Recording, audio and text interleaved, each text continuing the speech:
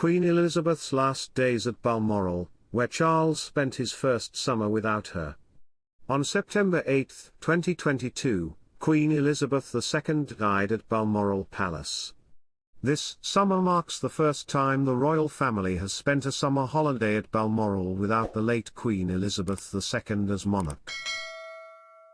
Her son King Charles reviewed the troops outside the palace gates as part of a welcoming ceremony on Monday. The estate, a favourite royal residence of the late Queen, is located in Royal Deeside, Aberdeenshire. Welcome to Royal Pancakes. Please don't forget to subscribe and click the notifications bell, so you don't miss any updates about the British royal family. Queen Elizabeth, who has attended the annual event for the past 70 years in her beloved Scottish Highlands and where she spent her final days, died on September 8 at the age of 96. Here's a look back at her last poignant days. Last year, Queen Elizabeth wanted to spend the summer at Balmoral as usual, despite her poor health. She is expected to board a private helicopter in late July 2022 before returning to the UK in early October. The late Queen first checked into the comfortable 7-bedroom Craigowan Lodge before moving a mile away to Balmoral on August 9, where she stayed until the end.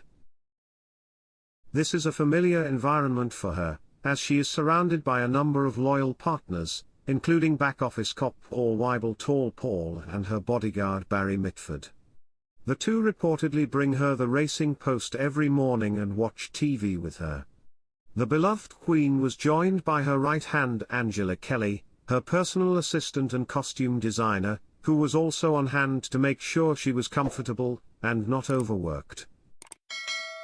However, the first half of her last holiday was filled with sadness when her beloved dog, Candy, died at the age of 18. Candy is a Dachshund Corgi cross known as a Dorgie. She was unable to attend the annual Braemar party due to ill health.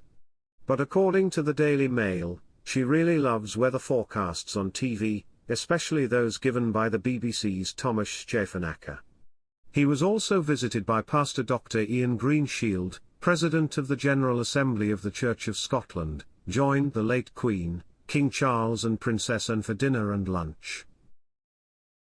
Before her death, the vicar said she was full of joy and the life and soul of things. Describing the days before Her Majesty died, he told The Times, "It was a fantastic visit. Her memory is absolutely amazing and she is really funny." He also told BBC Radio Scotland's Good Morning Scotland that she was fine. He said, "She was in very good spirits. You could tell she was clearly weak, but she was absolutely energetic." She talks about her past, her love for Balmoral, her father, mother, Prince Philip, horses, very focused on what's going on in the church and what's going on in the country. This frail lady comes in but still has a sense of who she is, an instant sense of relief, an instant conversation with you, a big smile, everything you would expect from a monarch.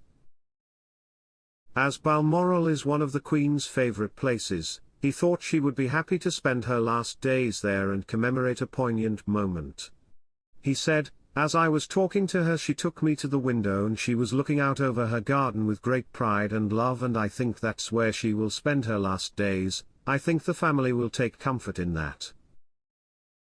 But just 2 days before her death, the late Queen fulfilled her duties when she held a historic meeting with the then new Prime Minister Lisa Truss in the informal Great Hall of Balmoral Palace. Although the Queen is said to be suffering from mobility problems, she looked radiant but frail as she was welcomed by Mrs. Truss, whose labour lasted just 44 days.